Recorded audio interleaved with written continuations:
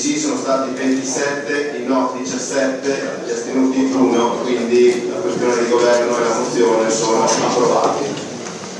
Qui al Consiglio regionale è stata approvata la mozione in sostanza di fiducia al Presidente Fedriga con 27 voti a favore, 17 contrari, quelli dell'opposizione, e un astenuto, quello del consigliere Pisani della Slovenska Skupnost, che appunto ha annunciato in aula la sua astensione. Questo risultato di una mozione che conclude la vicenda della crisi di maggioranza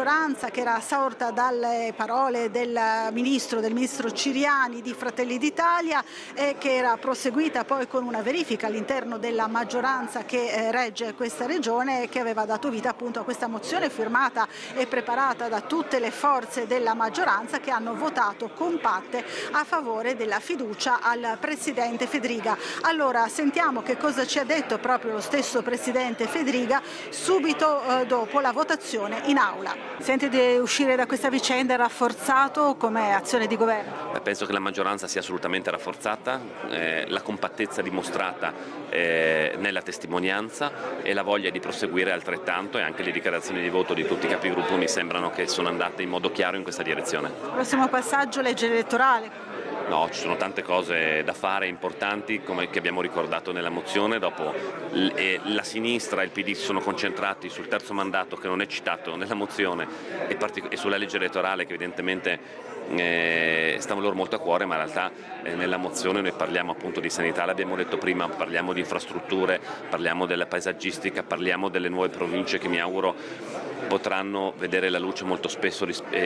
presto rispetto alla votazione in Parlamento. E come vi dicevo, a astenersi in aula è stato il consigliere della Slovenska Skupnost Marko Pisani, che fa parte del gruppo del Partito Democratico, ma che ha spiegato ai nostri microfoni le motivazioni di questa sua astensione, che ha annunciato anche in lingua slovena, proprio nell'ottica di valorizzare il ruolo della minoranza slovena. Sentiamolo. Mi sono espresso, cioè mi sono astenuto all'elezione, alla mozione,